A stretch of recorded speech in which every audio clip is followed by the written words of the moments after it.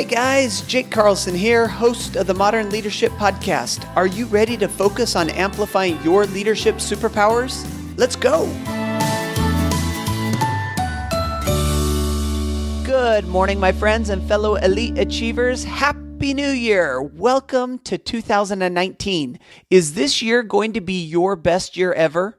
A better question might be, what are you going to do to make this year the best year ever? Do you have a plan for your personal development? The books you will read, the podcasts you will listen to, the goals you will set? Personal development always precedes professional development. Can we both agree that without a plan, we will never achieve the level of success we intend? So make sure you are intentional about 2019. Sound like a deal? All right, today we have a very special guest on the show, a guest that I've been looking forward to for a very long time, Shawn Askinosie. He is the founder of Askinosie Chocolate, named by Forbes as one of the 25 best small companies in America. Shawn was named by the Oprah Magazine, as one of 15 guys who are saving the world. He is the founder of a children's grief center in Southwest Missouri, and he is a family brother at Assumption Abbey, a Trappist monastery near Ava, Missouri. In addition to all that, he is the author of the book, A Quest to Do Great Business, Find Your Calling and Feed Your Soul, about how businesses can and should solve problems in the world and how positive change begins with individual action. Seth Godin, yes, the Seth Godin, describes the book as a beautiful and candid account of a brilliant entrepreneur's journey to self-actualization, personal, professional, and spiritual, and the resulting birth of Askinosie Chocolate. Shawn, it is such a pleasure to have you on the podcast. How are you doing today? I'm great. Thank you, Jake. Really happy to be here and can't wait to dive in. Well, the honest truth, Shawn, is I had to cut a whole bunch out of your bio. You have so much going on, and it's just absolutely wonderful to get you on the show to pick your brain and talk about some of these things. But before we jump into that, what did we miss by way of bio or intro about who you are as a person or your family? I'm married 31 years, and my daughter, Lauren, is my co-author in the book, and she's our chief marketing officer and has been working with me in this business since the beginning. And we live on a little farm of about 43 acres that we moved to pretty recently. And I was a criminal defense lawyer for 20 years, and I specialized in serious felony cases before I gave that up and started this chocolate factory. This is going to be a very interesting and fun conversation for a couple of reasons. One is I don't believe that 40 plus acres is a small farm. Of course, I live on an eighth of an acre out here in Phoenix, and probably not even an eighth of an acre, maybe less than that. And I am also a background in the law. Mostly doing tax law. So I think we're going to have a lot of fun. Let's jump into this a little bit. First and foremost, Seth Godin's got a great quote on your book. And, what is it like to hear those kind of words coming from the pen or from the mouth of a great author and business leader in Seth Godin? Well, it's pretty crazy, I have to say. And the kind of interesting backstory to that is a journalist that I knew, that he knew, said, Seth would like to talk to you. This is before the book came out, before I finished the book. And I said, really, me? And she said, yes. And so I called him, and the fear was, I knew he liked our chocolate. I knew that he was a customer, and I knew he liked our company. And I was afraid to speak with him and mess it up. You know what I mean? It was like, I just leave well enough alone. And, but that was a few years ago. And, he has been very, very kind to Lauren and I, and really gave us some great guidance and with the book and how we can make it better.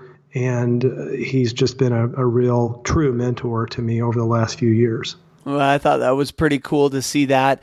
But this all started with this chocolate. And so I want to take you back. I want to talk about your origin story. You mentioned in the intro a little bit that you had started out in criminal defense, and somehow you ended up as one of the 25 best small companies in America not practicing law. So take me back.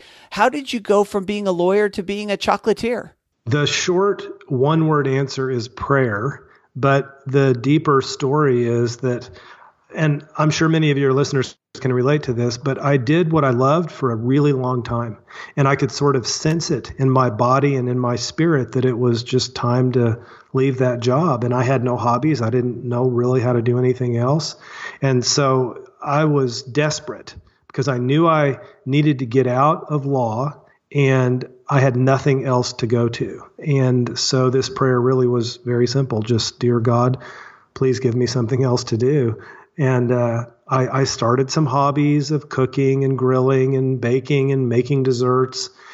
And this was a 5-year process of searching for a business to buy or to start or something.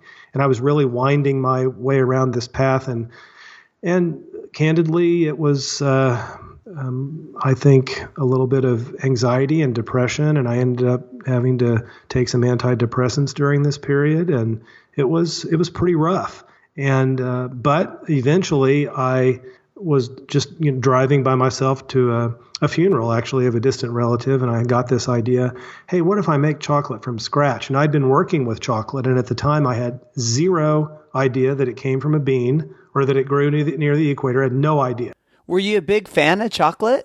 Nope. My most recent, hobby that I'd taken up was cupcakes, and I'd made thousands of cupcakes. This is still while I'm practicing law, but I started making some chocolate desserts, and I really liked them. But I wanted to do something from scratch, make something with my hands, and so that I thought, well, that would be a good idea. And within 3 months of that light bulb, I was in the Amazon and studying how farmers can influence the flavor of chocolate by how they harvest these cocoa beans. And then I just went back to Springfield, Missouri, and started trying to wind down my law practice, which took a year, and buy a building and buy equipment from all over the world and learn how to make chocolate. And 11 years later, here we are. So what is it about you that drives you to get on a plane and go down there and do this? Because I think a lot of listeners have dreams, they have passions, they have, whatever their goal in life. And we're talking, it's the new year. We're all thinking about these things. What is it that drove you to actually act? Well, I'd spent 40 years of my life and, 20 years at that point of working, knowing this idea that when we have something we're thinking about and we're reading about, but then if we take a small step of action, it's like the universe conspires behind us to sort of propel us forward in that notion. And that's what happened. I knew that if I could just get off my chair and out of the computer and just take a step, that things would begin to happen one way or the other. And that's what happened. And that's not to say, look, it doesn't mean that there aren't huge challenges and obstacles in the path, because there were and are. But this is just one of those things. And I believe it to this day. Take a step and watch what happens. So as I was preparing for this interview, I spent a little bit of time researching you and your company, and I went over to Instagram and saw some of the pictures of what's going on in your business. And I highly recommend to any of our listeners that are interested in this to go and check out the Instagram feed of Askinosie Chocolate and some of the chocolate that you're creating. And I know it hasn't been all a smooth ride for you. So we're now at the point in the story where you come back from Central America, the equator. You've got this idea, you got a building, you got some equipment. Where do you go from there? I mean, at this point, it's just you creating the chocolate. How are you finding people to buy it? Well, the first thing is you make a money pit and start just shoveling your money into it and trying to figure it all out. And it took us months just to even figure out the equipment. And at that point, really no one was doing bean-to-bar craft chocolate in America besides Scharfenberger, and that month they had just sold to Hershey. So there was 2 or 3 of us in the country starting about the same time, and that was just technically challenging. So just to make chocolate at that scale, where our batches are 250 kilograms, about 500 pounds, that's technically challenging. And then, as you said, to sell it, at that point nobody knew really what bean-to-bar chocolate was, and so we had to do a whole educational thing to just get stores to understand, and people to understand why this is a value, why someone should spend $8 on a chocolate bar, and why it really is a good deal, and what we're doing with the money, which is profit sharing with farmers. I buy from 4 different places around the world right now, and I travel to every one of those places. And when I go there, we open our books to farmers. We practice open book management here and have for years. And I did that as a lawyer. And so we translate our financials into their language. Like when I was in Tanzania a few months ago, our income statement was in Swahili. And then we give cash back to the farmers on top of the already high price that we pay for the cocoa beans. So that's just part of what we do. Well, and this is a business decision that you made, and this is a way that you want to organize your business. And I think this ties in and gives us a great transition to talk about your book a little bit, this quest to do good business or great business, finding your calling and feeding your soul. And I want to talk a little bit about how that plays into kind of your business, this decision to, go above and beyond what is, some people would argue, is required, right? To go above and beyond, to visit these farmers, to give back to them, to translate your income statements into their language. What is that all about? What drives that within your business? One of the things that we write about in the book and say here at the factory is it's not about the chocolate. It's about the chocolate. And what I mean by that is, and we could fill in the blank, anyone's service or product that they make, it's not about the beer that we brew, it's about the beer that we brew. And that confounding phrase really is, I think, central to who we are as a company. And so it is about the chocolate. I want to make the best tasting direct trade chocolate in the world. I want to enter it in competitions and win awards.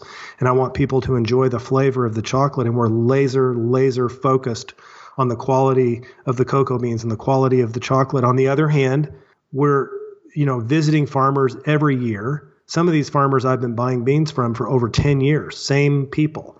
And I've developed relationships with them, in some cases, deep relationships. And when we're working in community development and starting school lunch programs for 2,000 kids around the world in Tanzania and the Philippines, that's not about the chocolate. Or when I take local high school students from here to Tanzania to meet cocoa farmers as part of our Chocolate University program, that's not about chocolate. It's about something else. It's about who we are as people. And so one of the other central beliefs that we have here at our company, and I think applies all over the world, is that who we are as people is inseparable from the product that we make. And that's not some kind of new age woo-woo idea. It's the truth. It's how we treat people and how we behave and how that ends up in the product or service that we provide. And I could give my cocoa beans and my recipe to somebody down the street and say, here, make this chocolate.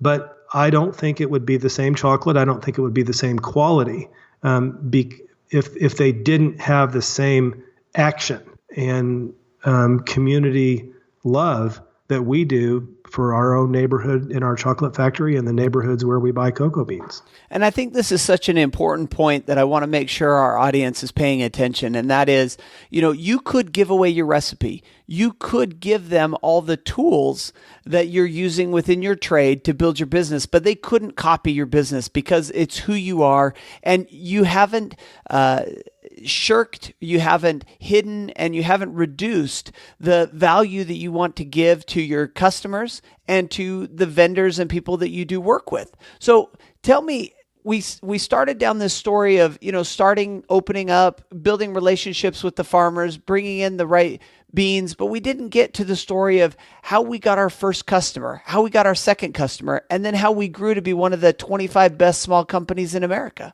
The way we obtained customers then and the way we obtain them now and keep them is the same, and that is it's direct. We don't use distributors at my company, so we sell to about 800 or 900 stores around the country, specialty food stores, and we sell a lot online. But with those stores and those customers, it's just us and them. We call them, we talk to them, we email with them, and there's a lot of back and forth and education, and that's how we did it. And of course, by sending samples and letting them taste it and see if it was something that they would be interested in. And that is, I should say it's one of the chapters that we write in the book. Chapter 4 is about direct trade and how direct trade can apply to other companies besides just coffee or cocoa. It can be, and we ask ourselves, are there ways that we can sort of reduce the middlemen and women between us and our customers? And if we can, is there a possibility or a greater possibility to share our story of who we are and how we behave and the kind of product that we make and how we make it? And will that matter? Will it make a difference? And so that this customer acquisition that we're talking about now is an example of that. So we direct trade with farmers with no brokers. I don't even know a broker. And the same with our customers. I don't know a distributor or broker on the sales side of the balance sheet. And so it's just, it's worked that way for us. But remember, and this is important, is that we're small. There's only 17 of us full time in my little company. And it's by design. And I can't sit here and say that, well, for instance, I was speaking at Marriott Hotels last week in Washington, D.C. at an international conference they were hosting. I can't say that these principles we're discussing would apply there, but there are aspects of this idea where we can have a greater chance of relationship and a greater possibility of getting the story out. That's what we do. Well, this is very interesting because you could grow your business a lot bigger, and using distributors, using middlemen could make things, the process more, let's call it streamlined, and probably squeeze a bit more profit out of what you're doing. But you have made a conscious decision that this isn't the direction you want to go. And I want to ask you about that and why that's okay, because I want our listeners to understand that they don't have to be the next Apple. They don't have to be the next Google. They don't have to be the next massive company to provide value and what Oprah calls change the world or save the world in your case. We write in chapter 3 the question, how much is enough? So if we begin by asking ourselves as leaders and entrepreneurs, business people, how much is enough? The other way of asking that is, what do we want? And so you mentioned, and thank you for mentioning our Instagram feed. I don't know how many followers we have, but we don't have 1 million followers. But we've asked ourselves, how much is enough? What are we really going for? Do we want, 1 million viral video shares no, that's not what we want. And so if we can begin by asking what is sufficient, understanding that that's a moving target, then we can challenge this sort of cultural conditioning that we've grown up with, which is grow or die. Grow at all cost. Scale, scale, scale. And so we write in chapter 5 about this notion called reverse scale, where we're saying if we can just step back for a minute and say, is this growth that we're seeking, this scale growth, absolutely necessary? Why are we doing it, and what are we hoping to achieve? And I think that's a very important question, especially for entrepreneurs, and the reason is this. I started this chocolate business almost 12 years ago for a reason, and the reasons were deep within me. I needed to leave, and I wanted something. I was searching for something. What? I was searching for what Thomas Merton calls my true self, and I'm still searching for that. And so I believe as entrepreneurs, if we can remember the reasons that we started the business, what drew us to this work in the first place, and if we can stay tethered to that reason and have a practice and a discipline of what we call reverse scale, then I think the chances are greater for our own joy, for our happiness, and at least in my case, for the sometime discovery of my true self. And an example of that is when I go to Africa, I don't delegate taking kids to Tanzania. I've done this many times. I've taken a lot of high school students to Tanzania, and believe me, it's not easy.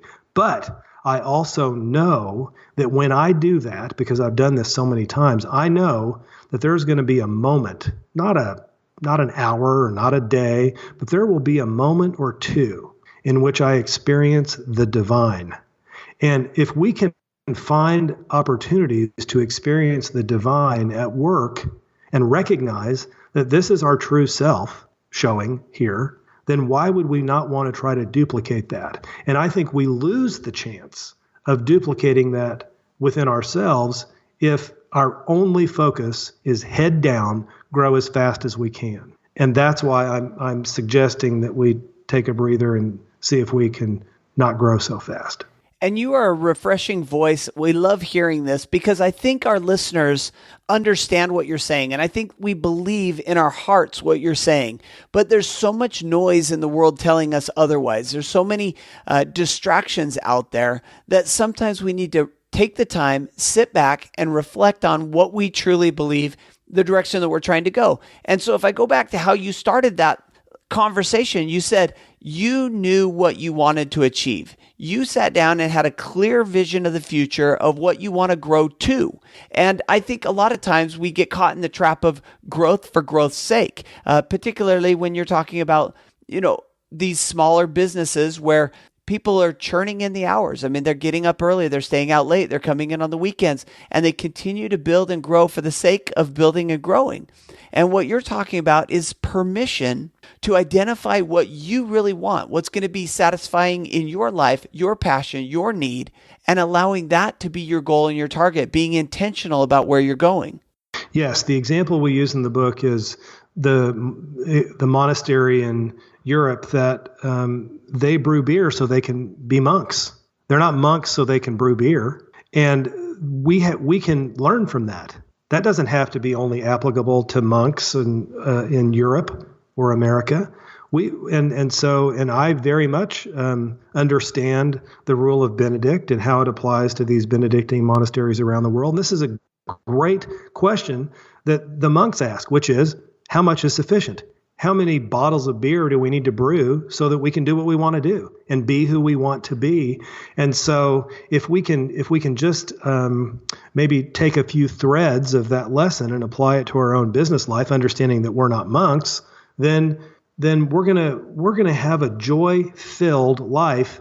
And when we practice this, and this is not a destination. It's not a decision that we make and then it's over. It's a practice. And when we practice this, we will be affirmed. I'm making this promise to your listeners. If you practice this, money back guarantee, I promise you, you will be affirmed in the reasons that you're doing this. So, for example, yes, our vocation is to make chocolate and make great tasting chocolate, but that vocation is supported by working directly with farmers. Because for me, I want to work with farmers because my grandparents were farmers and they had a huge influence on me. And the other vocation that we have is working with students and engaging students in our neighborhood in Springfield, Missouri, in elementary, middle, and high school, and letting them know that business can be a force for good in the world. And the reason that's important to me is because I was influenced by a teacher when I was in the 6th grade. And so I want to try to honor him and how kind he was to me in a time when I needed it. And so those two vocations of working with farmers and students support our vocation of making great tasting chocolate. And that's what I was saying earlier, is that those things are inseparable from each other. How we treat farmers, how we treat students, and how we make chocolate is like some beautiful knot that I don't want to untangle. Yeah, it's like a universally choreographed dance. And I want to ask you, so, being one of the best small companies in America and being in Oprah Magazine, I mean, these are huge accomplishments, and you're known around the world. You're known around the States. How do you keep yourself tied to your roots? How do you keep yourself from getting too big? And how do you not be pushed into or forced into this growth for growth's sake when I'm sure you've got people asking to buy into, invest, or purchase part of your or all of your company, or fold you into some of the bigger sellers? The Chamber of Commerce wants to know, in whatever city, they want to know if we can scale because it means more jobs. Our families and friends want to know if we can scale because they think it means we'll be rich and successful. And investors want to know if it will scale for obvious return on investment reasons, like you were saying. But luckily for me, I don't have investors. I don't have partners. It's just a small family business. And thankfully, I had some money saved up from my law career that I could put our savings into this business. And I'll tell you this, My wife is very debt averse. So me, on the other hand, I would borrow money from anybody walking down the street. So we're a good match for 31 years. But so we don't have a big line of credit, and we don't make a huge profit, despite, the fact, of course, we share profits with farmers. And I need to replace some equipment. And I've been doing this for a long time. And if this makes sense, it may, or maybe it will or won't, I don't know. But there's a part of me that I know, and maybe this is my age, I'm 57, and I know that I kind of need to be there where I just said, just not a ton of profit, always needing to maybe replace something.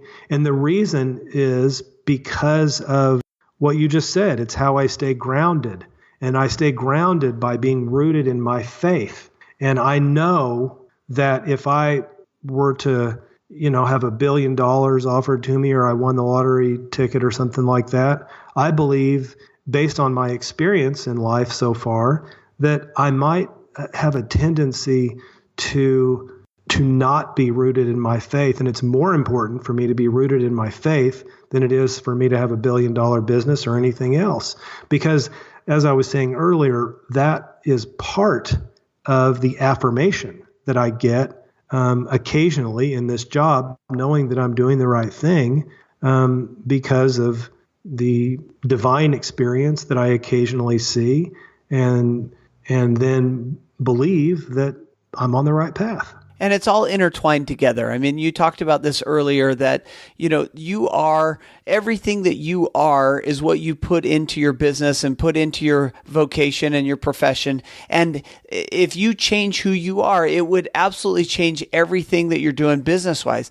I wanted to ask you about being grounded. So one of the things you talked about is, the advantage of this grounding that you have that has kept you in check. How do you avoid, though, when you compare and contrast being grounded versus being complacent, or not taking the opportunities of that may present themselves for you that would actually be good for you, but if you get stuck in this comfortability stage? Does that make sense?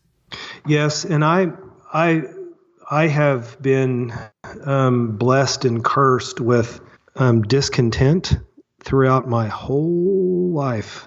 And what I've come to in the last 10 or 15 years is to become more content with my discontentedness. So in other words, I know that I often lead a sort of unsettled life and thinking, well, our chocolate could be better, or our, our organic farming practices could be better, our packaging could be better. And so this is good because I'm also sort of held back by some other people in my life that are very important to me, my wife and my spiritual director at the monastery, Father Cyprian. And when I say held back, what I mean is they keep me grounded. And so there might be opportunities that I pass on and look the other way, even though they may be very good opportunities, and in fact might even be for example, community development opportunities to help.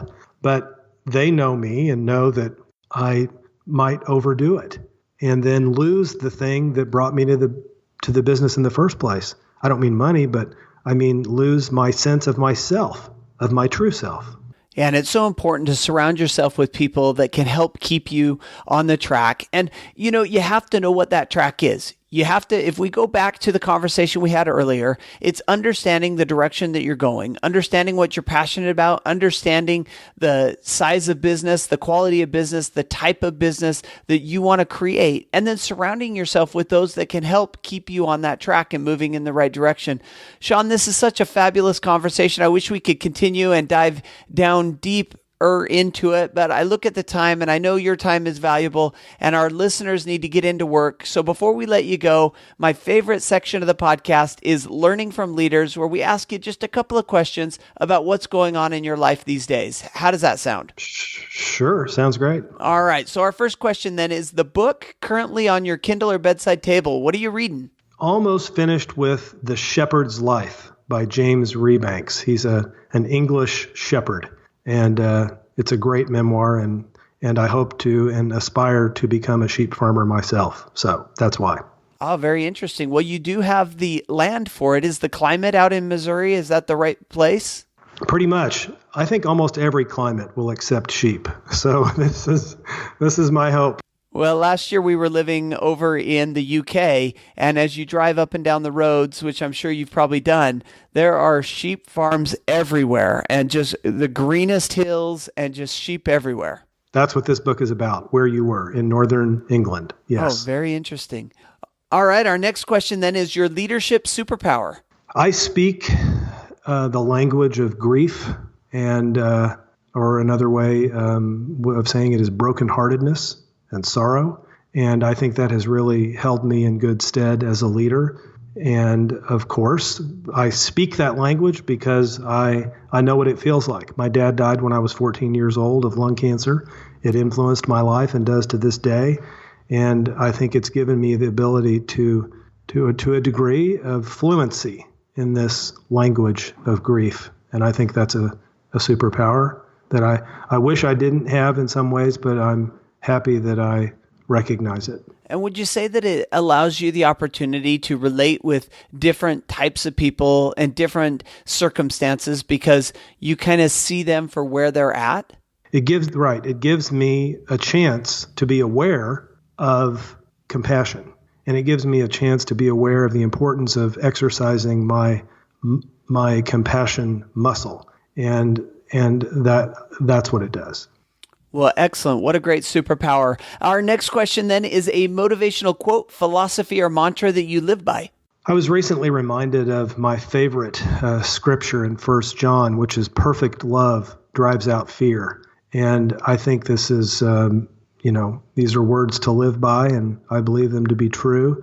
And it's aspirational for me. Obviously, I don't know what perfect love is, but I can aspire to do my best to try to let love overcome fear. And being scriptural, you know that it has a spiritual basis, but I believe that what you're talking about can also have a personal and professional basis as well. Absolutely. It's a universal truth. Well, very cool. Thank you for sharing that mantra. Our last question then is the book that you most often gift to friends, family, or colleagues. Recently, the book that I've been buying the most is How to Love by Thich Nhat Hanh, a Buddhist monk, a Vietnamese Buddhist monk who's currently living in France. It's a skinny little book, How to Love, and I've bought a lot of copies of that book recently. Well, do you have a little tidbit from it that you could share with us, something that he teaches? One of the things he teaches is hugging meditation. And I love this, hugging meditation. And this is something my wife and I do. When I leave in the morning, we hug until we can feel each other's heartbeats. And the same when I come home. And this is hugging meditation. And this idea comes straight out of that book that I just mentioned. Guys, 31 years of marriage. Something's going right. Shawn, I really appreciate you diving into all that. Before we let you go, and thank you for being such a great guest, and I know being the brand new year, we're putting away all of that lousy Hershey chocolate so we can focus on the really good stuff, the Askinosie chocolate. And we're going to send people over to your website. But before we let you go, any last bit of advice, and how can we connect with you? The best way to connect is maybe on my little blog at ShawnAskinosie.com. People can find my email there and how to reach me and talk to me. And of course, Askinosie.com is our chocolate website. Lots of information there. And as you mentioned earlier, social media. And that's really the best way to get me. And I guess my challenge for the new year would be, as entrepreneurs, I think it's really important for us to not wait for the perfect timing to serve people who need us, either in business or in our life. And I just encourage each one of us, including me, when we see someone or know someone in need, that we roll up our sleeves and be present with them and do what we can. Well, we're going to put an exclamation point on that word of wisdom, word of advice, and that challenge that you've given to us. Thank you, Shawn, for taking a few minutes to spend with us today. We are better for it. Thanks for being this week's Modern Guest Expert. Thank you. I've loved talking with you, Jake.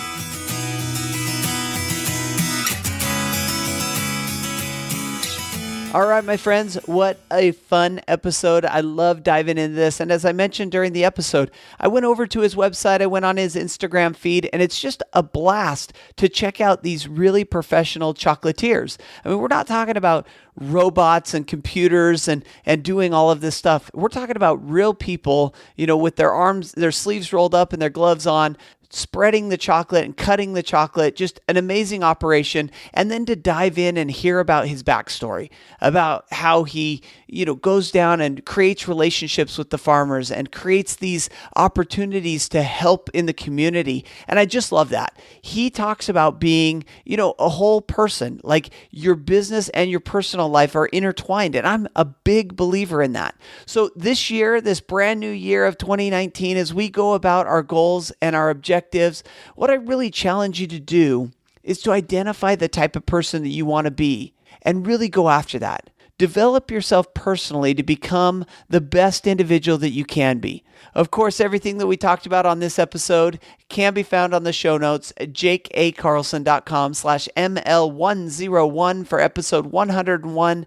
Happy New Year. And until next week, I want to wish you the very best of days, an even better life. Stay awesome.